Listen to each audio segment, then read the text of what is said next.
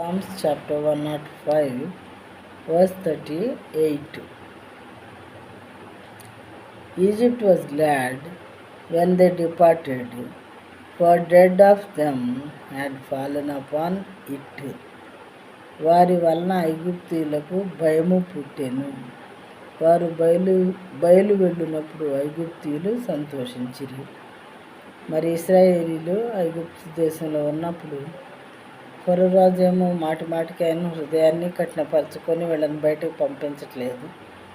ఇశ్రాయేలీయుల దేవుడైనటువంటి యెహోవా దేవుడు వారిని బయటకు పంపించమని ఎన్ని ఆశ్చర్య కార్యాలు చేసినా ఫరో రాజు లోబడటం లేదు.